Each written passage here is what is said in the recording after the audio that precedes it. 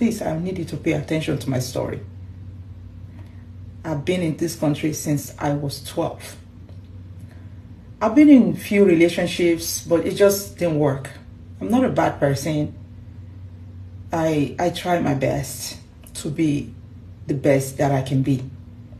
And I try my best to be the best that I can be with my partners that I've been with in the past.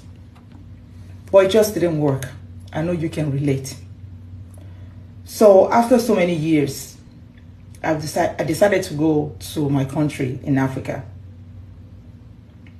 Because due to advices from different people, that maybe if I go back to Africa, maybe I can find someone and start fresh with the person. So I took their advice and I went there. I intended to stay for at least a month because, you know, I have a reputable job here that I'm doing and I wouldn't want to stay more than necessary. So I intended to stay a month or at most 2 months. So I went to Africa and I met with someone. I met a few people, but, you know, I met someone that was really an interesting person. This person was also working somewhere in Africa. They had a job that they were doing. So we became friends for a while, you know. At the time, he was 39. He was like 2 years older than I am. And he never been married, nor have any kid, does not have any kids either. So, yeah. So we started dating after, you know, knowing each other for a few weeks. And we started dating and I made my intention known. And he said he was also ready.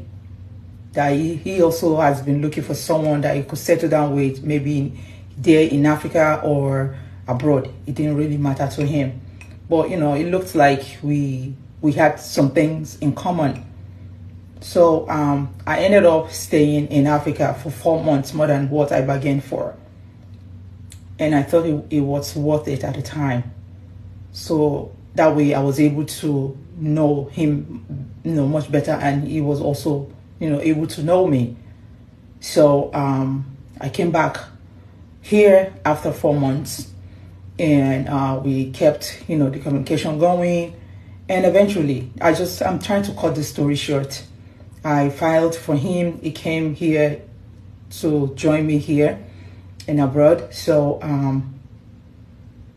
he was with me for a good 6 months without working. He wasn't working because there was no need for him to work at the time because, you know, we're still putting all his documents together and everything.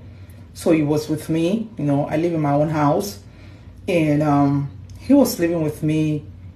You know, I was feeding him. I was clothing him. He didn't have to pay no rent because, you know, he was my man. I loved him with everything in me. And he loved me too. I believed he loved me. So, yeah, 6 months. It didn't work for 6 months. I was just doing everything. You know, it was worth it because he was my man. I will do anything in this world for the one I love. Anything. It doesn't matter. I will go head over heels with anyone. With anyone. It doesn't matter. If I love you, I will do anything with anyone that I love. And I will still do it again. But I want to put my story out there. I need advice from you. And maybe you can learn a little bit from my story. After like 8 months, this man started talking to someone down the street. He started, you know, like she's also an African person. And she was married before, but she was divorced. And every time I go to work, she's just the only person. She's just the only person I see that they talk back and forth. So I talked to him about this. I said I didn't feel comfortable with their relationship, the way they talk back and forth.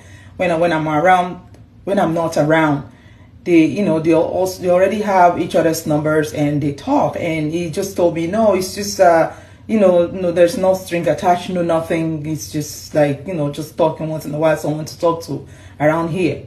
And the lady also say hello to me. She knew it was my man. Cut long story short, you know where the story is going. They started dating without me knowing. All of a sudden, this lady already got pregnant by my man. And eventually I knew what happened. And they came right in front of me and told me that they would do, because, you know, I was pained, I was bitter, I felt betrayed, I felt very bad. I had to confront the lady and let her know how I felt towards the whole thing and how she backstabbed me and betrayed me as a woman. So she told me, well, it's not a big deal. Calculate every penny you spent on this guy. I will give it back to you. I can even double it. And my man, on the other hand, was there with this lady. And you know what this man told me? He said he never loved me. That he was only with me because I brought him here, because I helped him come to abroad. Listen, this is more than how you see it or how you're listening to it right now. I'm so pained. I'm trying to cut this story short. We're no longer together.